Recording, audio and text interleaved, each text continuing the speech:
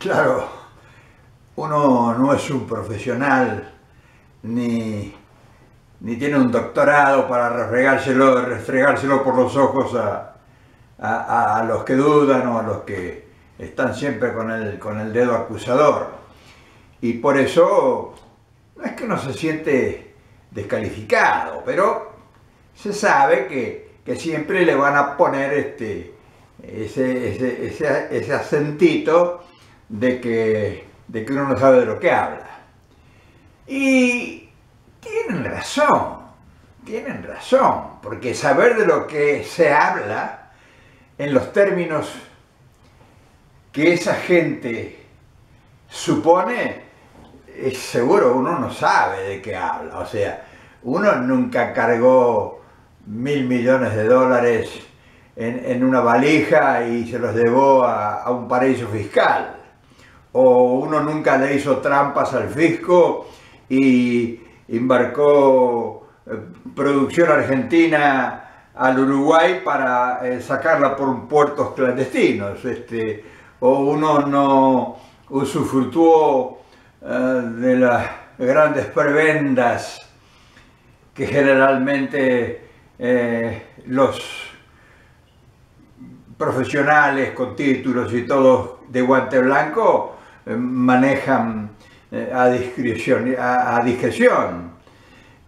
Nosotros somos unos ratones, o sea, ¿qué podemos robar nosotros? Un pedacito de queso, o sea, nosotros nos conviene más trabajar.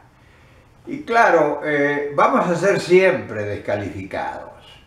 Pero bueno, a nosotros, va a decir a nosotros, no a todos, pero a muchos de nosotros no nos importa eso. No nos importa porque se nos ha puesto la piel demasiado dura.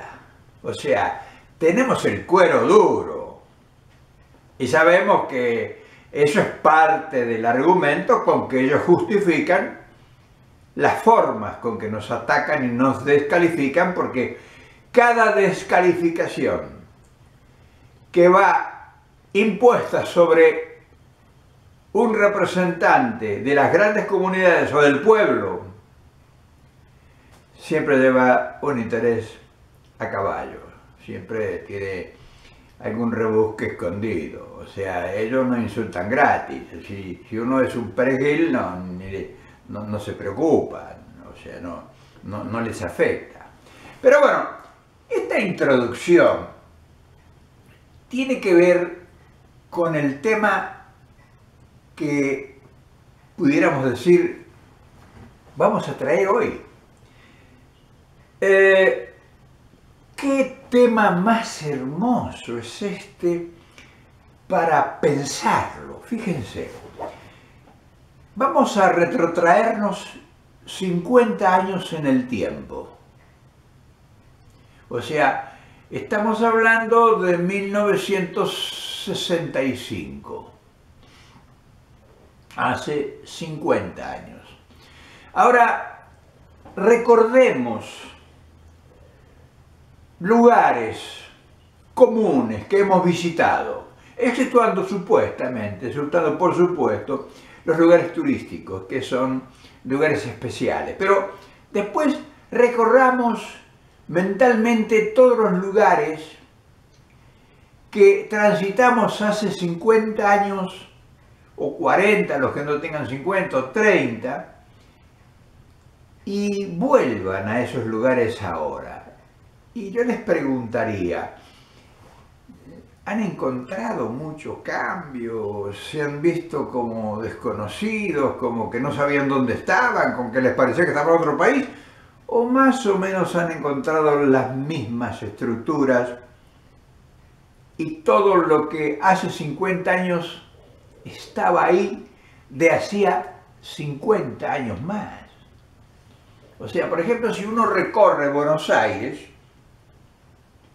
yo recuerdo haber llegado a Buenos Aires en 1944 y hay barrios que yo con los ojos cerrados hoy los recorrería con mi mentalidad de niño de aquel 1944 y no me encontraría ni con una baldosa de más o de menos. ¿Qué quiero decir con esto? Que nos hemos quedado en el tiempo. ¿Por qué? Porque hace 50 años nosotros seríamos que 25 millones de habitantes, 30 millones, yo no tengo las estadísticas. Hoy, en los mismos lugares físicos, le hemos agregado 15 millones de habitantes más, sobre las mismas estructuras urbanísticas que son originarias de principios del siglo XX, de 1900, más o menos. Si usted recorre los barrios de Buenos Aires, por ejemplo, o los barrios de Córdoba o de Mendoza, más o menos las estructuras son las mismas. Entonces, eso nos está dando un indicativo muy silencioso, pero muy elocuente. O sea, no hemos cambiado las estructuras, que es donde supuestamente hemos desarrollado nuestras actividades. Ahora bien,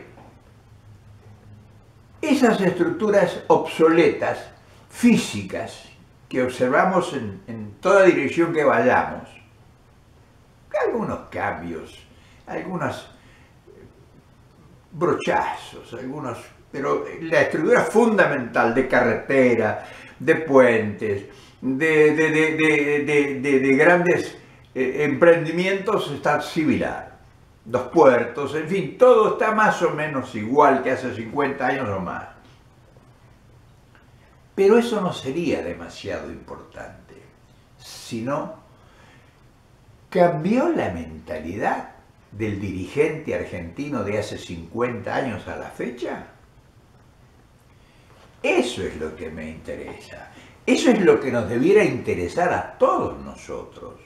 Porque si siguen con la mentalidad con que se estructuraron los profesionales, los que nos pueden enrostrar ese título, los que nos pueden restregar por los ojos esos posgrados, en fin, todo lo que da jerarquía para una presentación supuestamente de categoría, siguen manteniendo mentalmente todas esas obsoletas ideas que provenían desde principios del siglo XX o muchos del siglo anterior, o sea, del siglo XIX. Con ese espectro intelectual hemos venido desarrollando el país. ¿Qué es lo más trascendente que nos ocurrió? El desorden. De todo lo importante, en los últimos 50 años, el desorden ocupa el primer lugar. El atentado a las comunidades, el atentado a la población, el atentado al indefenso, restándole fuentes de trabajo, libertad, educación, hacinamientos, marginación social, recortado todos sus derechos. O sea, no solo que nos hemos quedado detenidos en el tiempo, sino que no avanzar, hemos retrocedido. Entonces, a esto yo quería llegar. Escuchen ustedes, por favor, pongan atención, porque van a tener oportunidad de hacerlo, de escuchar a todos los candidatos que ahora se ofrecen para continuar el desastre que ha hecho el kirchnerismo. Si el kirchnerismo ha hecho un desastre, entonces... Pero bueno, según ellos, o sea, estoy hablando de los que dicen que van a renovar todo, los que vienen a traernos las verdades reveladas. escúchenle su discurso, escúchenle de qué hablan, en qué ponen sus atenciones. Pongan atención en los números que hablan, pongan atención cuando hablan de ese pasado que hemos hablado ahora, y quisiera que pongan mucha atención cuando ellos, si usted los escucha, hablen del futuro. ¿Qué dicen? Pudieran ustedes enumerar, si quieren agarren un papelito y pónganlo ahí al lado de ver este video y digan, a ver, estos que dicen que van a traer esas grandes renovaciones ahora, primero, ¿qué han hecho en su trayectoria política? Digo, estoy hablando de los políticos, pero pudiera hablar de los industriales, pudiera hablar de los profesionales, pudiera hablar de un gran espectro de la sociedad. No estoy hablando de los políticos, pero como todo se refleja y sube a la superficie, la idea política, vamos a tomar los políticos. Yo me gustaría, por curiosidad, como yo estoy tan lejos, me gustaría por curiosidad tener alguna idea de algunos de los proyectos que esta gente, como dije antes, estructurada con todas esas filosofías del siglo XVIII del siglo XIX y del siglo XX, tengan para insertar la República en este siglo XXI. ¿Cómo van a ser? Porque yo escucho casi todos los canales de televisión y todas las entrevistas, leo todos los diarios, como tengo tiempo, no me distraigo mucho, escucho hasta las radios. Me leo los análisis enteros y estoy sorprendido. No encuentro una línea, ni escucho una voz que me hable de un proyecto para insertar el país en la realidad. No sé cómo piensan hacer, porque excepto que sean que contraten al mago Merlín o a Mandrake, ¿cómo van a pensar en transformar? No sé cómo.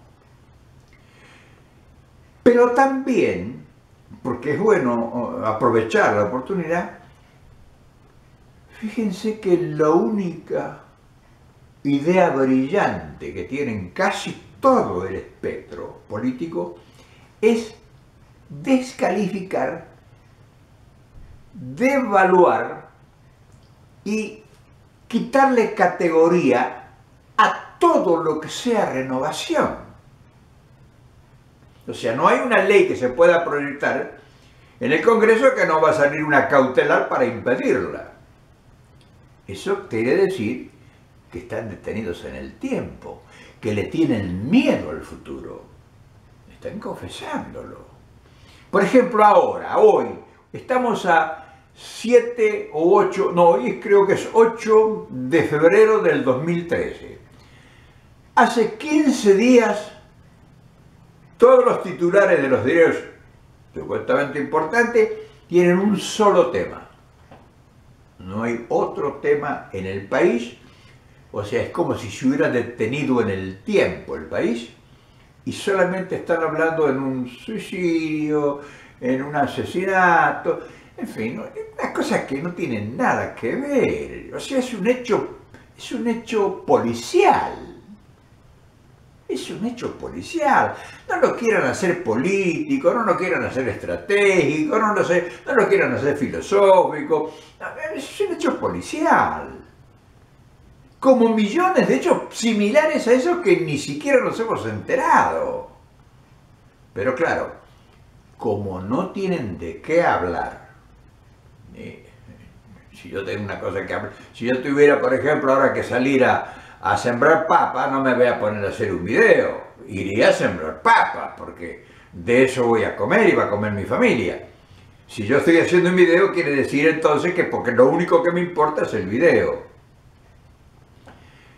Entonces, si observamos todo ese movimiento de esta gente que desde mi punto de vista y de todo mi grupo, que ya lo saben ustedes, somos los perejiles, o sea, los de abajo, nosotros nos preguntamos, porque somos medios ingenuones, ¿están estos detenidos en el tiempo? ¿Y qué nos ofrecen? Yo voy a votar a un tipo, o sea, me tiene que enamorar un tipo, me tiene que deslumbrar con alguna propuesta. Yo voy a votar a un tipo para hacerlo presidente. ¿A cambio de qué? Que me ponga, en vez de 5 cámaras en 5 cuadras, que me ponga 10 cámaras para ver los que roban gallinas. O sea, que hay una delincuencia, pero eso es un problema social, no es un problema delictivo. Un problema social que no ha sido resuelto y que ha desbordado y se manifiesta en diversas opciones. Entonces, lo único que ustedes le van a oír a cualquier candidato es el fantasma de la inseguridad, el fantasma del narcotráfico, el fantasma de la corrupción. Ahora bien, ¿ustedes saben quiénes son los más corruptos en Argentina? Ellos, los que hablan de corrupción. Esos son los más corruptos, o los que apañan a los grandes corruptos. O sea, los grandes centros de comunicación que hay hoy y que hablan de corrupción, ellos son los que apañaron y son los cómplices de los más grandes corruptos que ha tenido el país. Entonces, es el zorro que me está hablando que me va a cuidar las gallinas. Y ese tipo quiere que yo lo vote. Y ese tipo quiere que yo lo haga presidente. Y ese tipo, ¿qué le promete para los hijos de mis hijos? O sea, para mis nietos, o sea, para los hijos de ustedes, que van a crecer en los próximos 10 años. ¿El futuro qué le van a ofrecer? ¿El proyecto del siglo XIX? ¿El proyecto del siglo XX? ¿El proyecto de hace 50 años? ¿De qué país le hablan ellos? Díganme una cosa, ¿de qué país le habla Massa, Macri, Lacarrió, Pino Solanas? No sé, son tan extraordinarios sus nombres que se me olvidan. ¿De qué proyecto le hablan para dentro de 20, de 10 años, cuando sus hijos van a tener 15 o 20 años? Una Argentina que dentro de 25 años vamos a ser el 3/4 partes más de población, vamos a ser 60 o 70 millones de habitantes. Con el proyecto del siglo pasado vamos a enfrentar ese desafío de 20 millones más de habitantes. Estamos todos locos. Entonces, todos estos videos que no salen de la sabiduría intelectual, universitaria, del título que puede enrostrar a cualquiera aunque sea un idiota, tiene un título. Esto sale del razonamiento de un hombre de pueblo, simple, común, que con su idioma, con su verba, trata de explicar lo que a muchos les espanta. Concluyendo esta presentación de este domingo, este atardecer de domingo acá en Soledad, en el Imperio, como dicen. Si vive en Norteamérica, quisiera estar ahí en la esquina de su casa yo viviendo. ¿Qué se cree usted? Yo quisiera estar en la esquina de su casa viviendo. Pero ¿cómo le hago? Piense. 25 años adelante, 30 años adelante, 60 millones de habitantes, con las mismas estructuras que tenemos hoy obsoletas. sin ninguna planificación a futuro. Piense usted cuántas villas miserias más va a haber. Piense usted cuántos crímenes más va a haber. Piense usted cómo va a aumentar el narcotráfico y cómo va a aumentar la marginación social. Piense usted todo eso. Piense usted cómo va a ser la salud de ese pueblo, cómo va a ser la educación, cómo va a ser para andar por las calles, cómo va a ser. Entonces tenemos que trabajar por otra cosa. Entonces tenemos que trabajar por otra cosa. Nosotros, sin títulos universitarios, vamos a buscar a los universitarios para que hagan la tarea, pero nosotros les vamos a decir qué tienen que hacer, porque ellos parece que no lo saben.